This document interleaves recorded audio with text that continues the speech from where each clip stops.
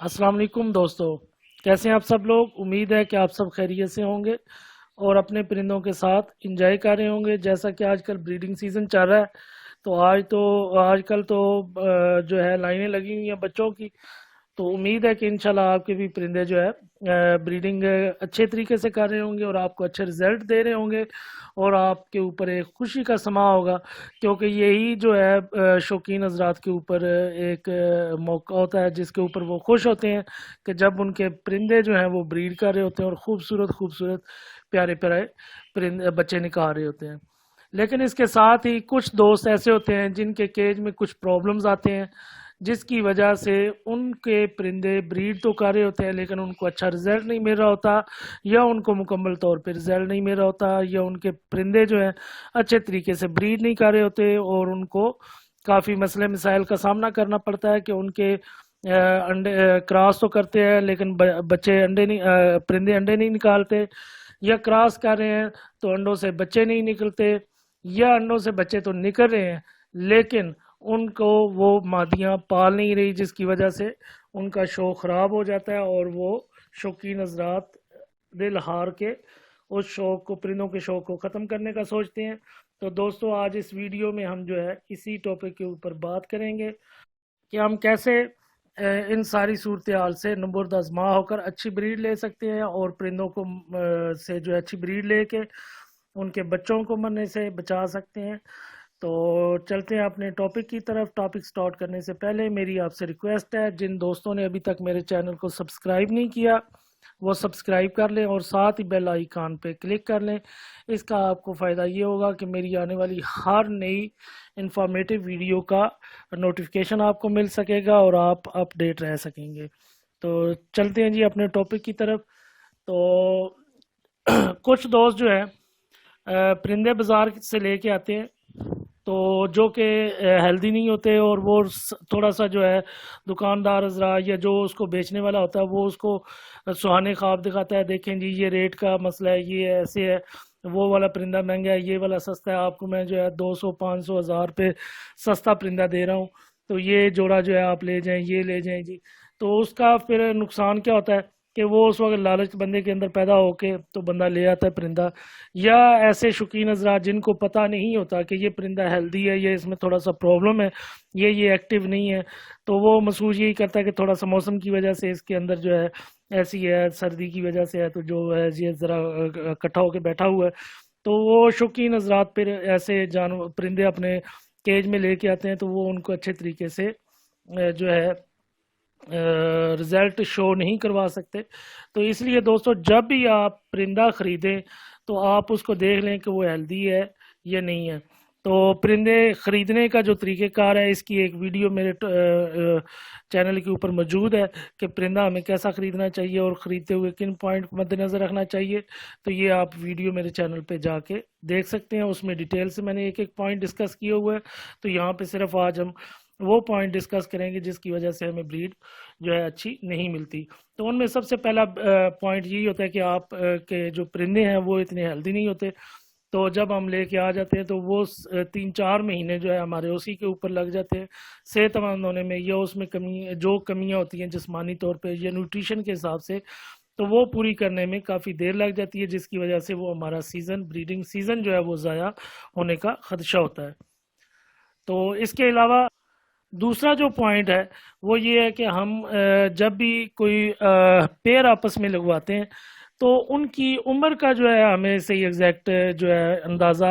रखना चाहिए और रखना पड़ता है और रखना ज़रूरी है, क्योंकि अगर हम उसकी एज का प्रॉपर अंदाज़ा नहीं रखते, अगर छोटी उम्र के पेयर आपस में लगा देंगे तो वो भी जो है क्रॉसिंग वगैरह तो करते रहेंगे लेकिन ब्रीड अच्छी नहीं दे सकेंगे। हमें हमेशा अडल्ट जो पेयर है वो लगाने चाहिए और ये देख के लगाना चाहिए कि नर और मादा की उम्रें जो है वो तकरीबन सेम सेम होनी चाहिए, उनमें उनमें 19-20 का फ़र्क होना चाहिए। ये ना हो कि आपका नर जो है वो बहुत ज़्यादा उम्र का हो, साल 2 साल का है, और मादी जो है आप जो है वो 6-7 महीने की 8 की लगा रहे हैं, तो वो फिर अच्छे तरीके से वो जो है आपस में पेयर भी नहीं बनता और अच्छे तरीके से रिजल्ट भी नहीं दे सकते। تو آپ کو چاہیے کہ ہمیشہ جو پیر ہیں ان کو ہم ایج لگائیں. جب ہم عمر لگائیں گے پیر تو وہ آپ کو رزلٹ بھی اچھا دیں گے اور کراسنگ بھی اچھی کریں گے. اس کے علاوہ نر مادی کا پتہ ہونا بہت ضروری ہے. بعض اوقات دوست ایسے ہیں کہ وہ کیجز میں علیحدہ علیحدہ جو ہے نر مادیاں لگا دیتے ہیں، لیکن وہ کہتے ہیں کہ جی ہمارے جو پیر ہے اس نے 10 انڈے دے دیے جی، 12 ایگز دے دیے، لیکن ان میں سے بچے ہی نہیں نکلا جی. لیکن اس کا مین پرابلم کیا ہوتا ہے کہ وہ دونوں کی دونوں مادیاں ہوتی ہیں، اور اس طرح ہمارے شوقین حضرات ایک دو جو ہے ان کے کیا کلچ جو ہے وہ ضائع کر بیٹھتے ہیں، اور اس کے بعد انہیں پتہ چلتا ہے کہ جی یہ تو مادی ہیں. تو پھر نئے پیر کے ساتھ جب لگائیں گے اتنے تک جو ہے وہ بریڈنگ سیزن اینڈ ہونے والا ہوتا ہے. جو 4-5 بریڈنگز ہم نے ایک پیر سے لینی ہوتی ہے، اس کے مد مقابل ہم صرف 1 یا 2 سے بریڈنگز لے سکتے ہیں. تو دوسرا ایشو یہ ہے. تو اس لیے جب بھی ہم نے پیر لگانا ہے تو اس کی عمر کا اور اس کی نر اور مادی کا ہونا ہمیں پتہ ہونا ضروری ہے. تیسرا جو پوائنٹ ہے دوستو بریڈنگ ایشو کا کہ ہمارے پرندے اچھے طریقے سے بریڈ نہیں کر سکتے، تو ان میں سب سے اہم رول فیڈنگ ہے. کچھ ہمارے دوست جو ہے اس فیڈنگ کو جو ہے بالکل مد نظر نہیں رکھتے. بھائی آپ ٹھیک ہے خوراک ان کو دے رہے ہو، لیکن اس کو یہ دیکھیں کہ آپ اس کو خوراک کون سی دے رہے ہیں. کچھ دوست جو ہے صرف باجرے کے اوپر رہتے ہیں، کچھ دوست جو ہے وہ کنگنی کے اوپر رہتے ہیں، وہ کہتے ہیں کہ نہیں جی ہم کنگنی دے رہے ہیں، کوئی چیز دے رہا ہوتا ہے. تو دوستو صرف اسی بجری جو ہے اپنا آپ کے بجری یا کوکٹیل یا راہ وغیرہ جو آپ نے رکھے ہوئے ہیں یا کوئی اور لو برڈ رکھے ہوئے ہیں، تو وہ یہ صرف باجرہ خوراک ان کی نہیں ہے یا صرف کنگنی نہیں ہے کہ اس سے آپ اس کی غذائی ضروریات پوری کر سکیں. اگر یہ آپ دیں گے وہ بریڈ تو کرے گا، لیکن وہ اس اچھے طریقے سے پورے بریڈ نہیں کر سکے گا جس طریقے سے اس نے کرنی ہے، کیونکہ باجرہ اور کنگنی وغیرہ یہ اس کی غذائی ضروریات مکمل طور پر اس کے جسمانی طور پہ اس کو جن چیزوں کی ضرورت ہے، جن نیوٹرینٹس کی اس کو ضرورت ہے، وہ اس کی پوری نہیں کر سکتے یا ان میں تھوڑی سی کمی رہ جاتی ہے، جس کی وجہ سے وہ پرندے جو ہے اچھے طریقے سے بریڈ نہیں کر سکتے. تو دوستو جب بھی آپ نے بریڈنگ کے لیے سیزن سٹارٹ ہونا ہے تو آپ نے جیسے کہ آج کل بریڈنگ سیزن جا رہا ہے تو آپ اپنے پرندوں کو ایک بیلنس ڈائٹ دیں. اس میں باجرہ بھی ہو، کنگنی بھی ہو، چینا بھی ہو، سورج مکھی کے بیج ہوں، دوسرے جو ہے اپنے آپ کے چاول وغیرہ سارا کچھ یہ چیزیں جو ہیں یہ آپ اس کو کھلائیں، تاکہ ہر چیز جو ہے اس پرندے کو ہر طریقے سے ہر نیوٹرینٹ جو ہے اس کی باڈی کو مل سکے تاکہ وہ اچھے طریقے سے بریڈ کر سکے. اگر آپ اس کو خوراک اچھی نہیں دے رہے تو آپ کا پرندہ کبھی بھی اچھے طریقے سے بریڈ نہیں کر سکے گا. تو اس لیے ہمیشہ جب بھی آپ نے فیڈنگ کرانی ہے، جو بھی آپ فیڈ دے رہے ہیں وہ آپ کی بیلنس ڈائٹ ہو، ایک دانہ نہ ہو، وہ مکس دانہ ہو، اور اس میں جو بھی آپ اپنی مرضی کے 3-4 دانے جو ہے وہ مکس کروا لیں تاکہ آپ وہ پرندہ آپ کا شوق سے کھا سکے اور اچھا رزلٹ دے سکے. اس کے علاوہ جو ہے آپ اپنے پرندوں کو جو سبزیاں ہیں وہ بھی پیش کریں، جیسے کہ پالک ہے، سیلڈ ہے، اس کے علاوہ آپ کے پاس میتھی ہے، یہ آپ ان کو کھلائیں. سافٹ فوڈ جو ہے جس طرح کے گندم ابلی ہوئی گندم جو ہے وہ آپ اپنے پرندوں کو کھلائیں، جس کی ویڈیو جو ہے میرے چینل کے اوپر موجود ہے، وہ آپ مکمل طور پہ دیکھ سکتے ہیں کہ ابلی ہوئی گندم کھلانے کا کیا فائدے ہیں. اس کا بہت ہی اچھا رزلٹ ملتا ہے، بہت ہی اچھا رزلٹ ملتا ہے. جن دوستوں نے کوکٹر رکھے ہوئے ہیں، لو برڈ رکھے ہوئے ہیں اور بجری رکھے ہوئے ہیں وہ تو لازمی کھلائیں. جتنی سافٹ فوڈ گندم اچھا ہے اور جتنا اچھا رزلٹ گندم دیتی ہے کوئی سافٹ فوڈ اس کے علاوہ نہیں دیتا. تو آپ میرے چینل پہ وہ ویڈیو اپلوڈ ہے، آپ وہ دیکھ سکتے ہیں اور اچھے طریقے سے آپ اس کو کھلائیں تو آپ کو انشاءاللہ اچھے رزلٹ پیش ہوں گے. اس کے علاوہ جو ہے ایگ فوڈ آپ اپنے پرندے کو کھلائیں تو یہ فیڈنگ میں تھوڑی سی چینجنگ آئے گی. پرندہ بھی جو ہے وہ خوش ہو کے کھائے گا. ایک خوراک پہ آپ رکھتے ہیں جب تو وہ پرندہ بھی اچھے طریقے سے نہیں کھاتا اور اچھی رزلٹ نہیں دیتا. اس کے علاوہ جو ہے ابلے ہوئے چنے جو ہے وہ آپ اس کو کھلا سکتے ہیں، بھٹا وغیرہ جو ہے وہ کھلا سکتے ہیں. تو یہ چیزیں جو ہیں یہ آپ اپنے پرندوں کو کھلائیں تو آپ کا پرندہ جو ہے بریڈنگ بھی اچھی کرے گا اور جب بچے نکالیں گے ان کو بھی اچھے طریقے سے پال لے گا. تو یہ دوستو یہ تو ہوگی باتیں غذا کے حوالے سے. اب چلتے ہیں نیکسٹ پوائنٹ کی طرف. نیکسٹ پوائنٹ یہ ہے کہ جب کچھ دوست ایسے ہوتے ہیں کہ وہ کہتے ہیں کہ جی ہمارے پرندے جو ہے وہ کراس کر رہے ہیں اور ایگ بھی لے کر رہے ہیں، لیکن ان میں کیا ہے، انفرٹیلٹی کا ایشو آ رہا ہے کہ بچوں ایگ سے بچے نہیں نکل رہے۔ تو دوستو یہ ایگ سے بچے کا نہ نکلنا انفرٹیلٹی ہوتا ہے، جو کہ نر میں بانج پن ہو سکتا ہے یا مادہ کا بانج پن ہو سکتا ہے، اور یہ مختلف وجوہات کی بنا پہ ہوتا ہے۔